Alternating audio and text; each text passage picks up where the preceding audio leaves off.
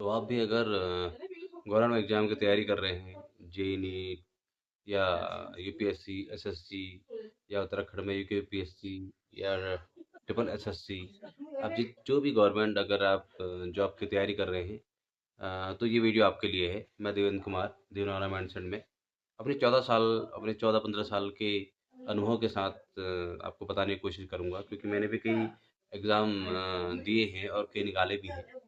तो उसके आधार पे मैं आपको कुछ स्टेप्स, अगर अगर उन स्टेप्स का आप फॉलो करोगे तो डेफ़िनेटली आप गवर्नमेंट जॉब क्रैक कर सकते हो, गवर्नमेंट जॉब निकाल सकते हो। कि कोई भी अगर हम परीक्षा दें या कोई भी एग्ज़ाम की तैयारी करें तो कहीं न कहीं हम उस अगर वो स्ट्रैटेजी हमारे पास एक स्टेप टू स्टेप और बहुत कॉम्पैक्ट हो, बहुत स्ट्रॉन्ग हो, तो हम आराम से किसी भी परीक्षा को पास कर सकते हैं।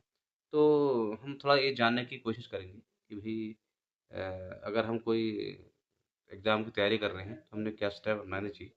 तो अगर अपने अनुभव के आधार पर करूँ, तो सबसे पहले तो जो पहला स्टेप है, वो है सेल्फ डायग्नोसिस या पर्पज़, कि भई अगर आप गवर्नमेंट एग्ज़ाम की तैयारी कर रहे हैं, तो आपका पर्पज़ क्या है?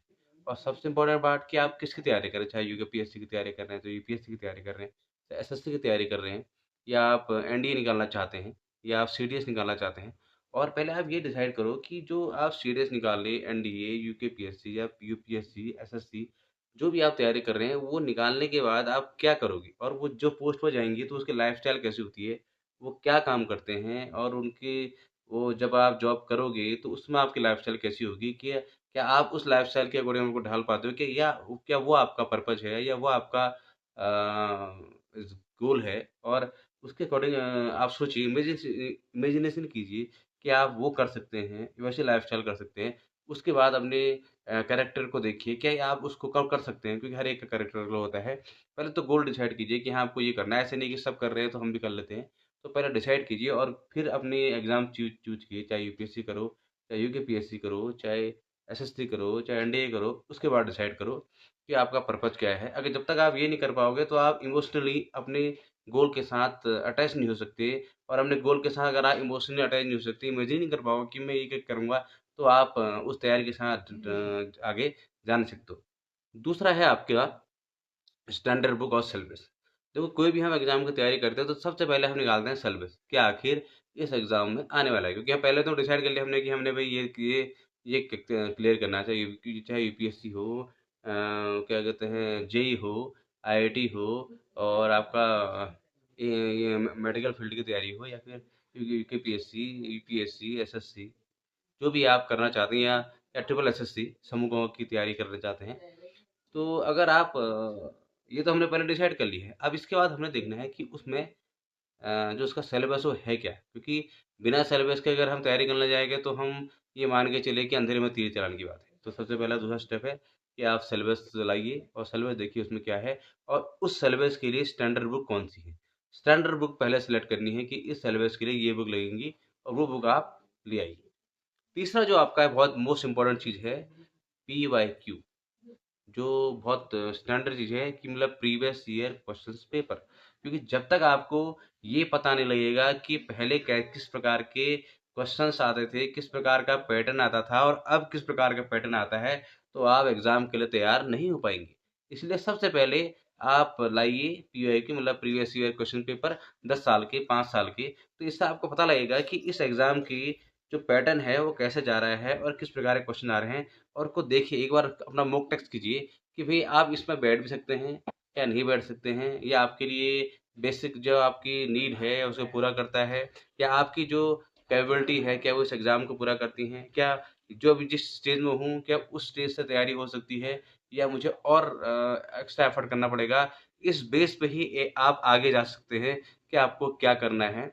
और क्योंकि ऐसा नहीं है कि सीधे आप कोचिंग चले जाइए। पहले आप देखिए कि अपना previous year question paper check कीजिए, और अपना स्टैंडर्ड देखिए, और अपनी कैपेबिलिटी देखिए। उसके बाद अगर आपको लगता है कि भई मैं अभी किताब पढ़ के और ये अपने पीआईक्यू से और अपने इससे कर सकते हैं, तो आप आगे बढ़ सकते हैं। उसके बाद अगर आपको लगता है कि नहीं, मुझे तैयारी करने की ज़्यादा ज़रूरत है, तब आप कोचिंग के लिए जाइए, नहीं तो आप कोचिंग जाने की ज़रूरत नहीं है। चौथा जो मोस्ट इम्पोर्टेंट स्टेप है, वो है डिसिप्लिन और कंसिस्टेंसी। ऐसे रहेगी, ये मान के चलिए कि आज आपने 12 घंटे पढ़ लिए, कल आपने 8 ही घंटे पढ़ा, तीसरे दिन आपने पढ़ा ही नहीं।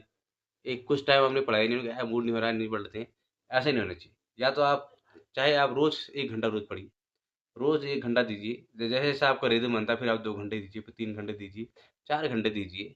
और मैंने इस पे वीडियो बना रखा है कि आपको अपने जो ब्रेन है, उसको एकदम थकाऊ नहीं करना है। मतलब पढ़ाई को थोड़ा-सा रिवार्ड देना है। जैसे माना आपने कहा कि 1 घंटा पढ़ लूँ, फिर मैं थोड़ा-सा फ़ोन चला दूँ, क्योंकि ये जो मोबाइल डिस्ट्रैक्शन उस पे भी मैंने वीडियो बना रखा है। तो जैसे ही आप पढ़ते हैं, आपको थकान लगी तो आपने सिर्फ 5 मिनट का रेस्ट ले लिया, 10 मिनट का रेस्ट ले लिया, कुछ मोबाइल में देख लिया, कुछ देख लिया, तो उससे क्या है कि आपका कंसिस्टेंसी रहेगी और रेगुलर आपकी होनी चाहिए पढ़ाई, डिसिप्लिन के साथ होनी चाहिए कि मुझे सुबह पढ़ना है, या एक टाइमिंग फिक्स होनी चाहिए कि सुबह जो आपका एक डीप वर्क वाला होना चाहिए, कि ऐसा जहाँ पर आप कोई ध्यान आपका डिस्ट्रैक्शन ना हो, उसमें आप पढ़ सकें। और म 5वाँ जो स्टेप है जो बहुत डेफ़िनिटली आपको फ़ॉलो करना चाहिए, वो है रिवीज़न। आपने मान लो एक चैप्टर पढ़ा लेकिन आपने रिवीज़न किया तो आप भूल जाएँगे। ये इफ़ेक्ट भी है कि अगले दिन आप 60% भूल जाते हैं, और अगर हम 1 हफ़्ते या 1 महीने की बात करें तो 90% हम भूल जाते हैं। इसलिए रिवीज़न बहुत ज़रूरी है, और रिवीज़न में 2 चीज़ें मैं आपको बताना चाहूँगा। एक है आपका अ, स्पेस्ड रिपिटेशन, और दूसरा है एक्टिव रिकॉल। स्पेस्ड रिपिटेशन में हम क्या करते हैं कि आज जो हमने पढ़ा है उसको हम 2 दिन बाद रिपीट करेंगे, फिर 7 दिन बाद करते हैं, फिर 14 दिन बाद करते हैं, फिर 21 दिन बाद करते हैं। इससे हम उसको बार-बार रिवाइज़ करते हैं और हमारे दिमाग में उसके जो इम्प्रेशन है बैठ जाते हैं। दूसरा है एक्टिव रिकॉल। एक्टिव रिकॉल का क्या है कि आपने मान लो एक कुछ चैप्टर पढ़ा है, कुछ नोट्स पढ़े हैं, तो उसको अब आप छोड़ दीजिए। अब उसके बाद देखिए कि एक जगह बैठिए और सोचिए कि आपने क्या पढ़ा है। क्या आप उसको बिना पढ़े या दोबारा आपको कितना ग्रहण हुआ है, कितना आपने अब्ज़ॉर्ब किया है, अब उसको सोचिए कि मान लो आपने कुछ ऐसा नोट्स बनाए हैं, हिस्ट्री के नोट्स बनाए हैं, ज्योग्राफी के नोट्स बनाए हैं, या साइंस से आपने फोटोसिंथेसिस पढ़ा है, सपोज़ आपने फोटोसिंथेसिस पढ़ा है, वहाँ पढ़ा आपने, अब आप किताब छोड़िए और देखिए कि आपको उसमें कितना याद है, कितना पॉइंट आपको याद है। तो इसे बोलते हैं एक्टिव रिकॉल, और अगर इन दोनों को आप अपनाएँगे तो डेफ़िनेटली आप आगे ज़रूर जाएँगे। अगर इन स्टेप को, इस 5 स्टेप को अपनाते हैं, जैसे मैंने कहा कि सेल्फ डायग्नोसिस आपका पर्पज़ क्या है, सिलेबस, स्टैंडर्ड बुक आपके पास होगी। दूसरा, आपने अपने प्रीवियस ईयर क्वेश्चन पेपर देख लिए, फिर आपने डिसिप्लिन और कंसिस्टेंसी का पढ़ाई करी और फिर रिवाइज़ किया।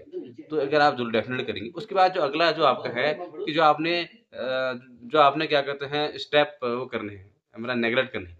पहला है कि रिवीजन को स्किप करना। रिवीजन को आपने स्किप नहीं करना, रिवीजन आपने टाइम टू टाइम करते रहना है। दूसरा है इग्नोरिंग स्टैंडर्ड बुक्स। अगर आप सोच रहे हैं केवल हम वो ले आए 10 साल के या 5 साल के क्वेश्चन पेपर ले आए, उससे हम काम चल जाएगा, तो आप गलती कर रहे हैं। आपको स्टैंडर्ड बुक लानी पड़ेंगी किसी भी एग्ज़ाम के लिए, क्योंकि स्टैंडर्ड बुक उसके बाद जब आप पढ़ लेते हैं, फिर आप प्रीवियस ईयर क्वेश्चन पेपर करते हैं, या फिर जो आप ऑनलाइन नोट्स में आते हो, या आप टेलीग्राम जैसे भी आजकल तो हर जगह नोट्स अवेलेबल है, ले सकते हैं। तीसरा है आपका अ, वो प्रीवियस ईयर क्वेश्चन पेपर को नेगलेक्ट करना। ऐसे भी कई लोग बिना प्रीवियस ईयर क्वेश्चन पेपर से पढ़ने शुरू हो जाते हैं। ऐसा लगता है कि अंधेरे में तीर से चला रहे हैं, क्योंकि आपको पैटर्न ही पता नहीं है कि क्वेश्चन का पैटर्न ही पता नहीं है, किस प्रकार के क्वेश्चन आएँगे, और आजकल तो time to time paper change हो जा रहे हैं। इसलिए आपको पैटर्न पता होना चाहिए, और इसलिए प्रीवियस ईयर क्वेश्चन पेपर आपका होने ही चाहिए। और दूसरा है कि बहुत जल्दी कोचिंग चले जा रहा है। मैंने पहले ही कहा कि जब तक आप अपने आप का एनालिसिस कीजिए, अपना डायग्नोसिस कीजिए कि आप इन क्वेश्चन्स को कर सकते हैं, इन क्वेश्चंस को नहीं कर सकते हैं। जब आपको लग रहा है कि मैं किताबें और प्रीवियस ईयर क्वेश्चन पेपर से मेरा नहीं हो सकता है, तब आप कोचिंग जाइए।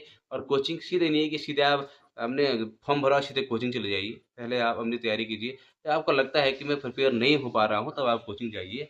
और अगर आप इन सभी स्टेप्स को, जो स्टेप्स टेकन करने हैं और जो स्टेप इग्नोर करने हैं, अगर आप उनको पूरी शिद्दत से करते हैं, पूरी 100% अब्सॉर्बिंग पावर से करते हैं, डेडिकेशन से करते हैं, तो डेफ़िनिटली आप कोई भी किसी भी गवर्नमेंट एग्ज़ाम को क्रैक कर सकते हैं। अगर अगर आपको ये वीडियो पसंद आए, और ऐसी वीडियो जो हेल्पफुल हैं स्टूडेंट्स के लिए और एग्ज़ाम देने वालों के लिए, मैं सभी जो इच्छुक हैं उन सभी के लिए ऐसी वीडियो लाता रहूँगा।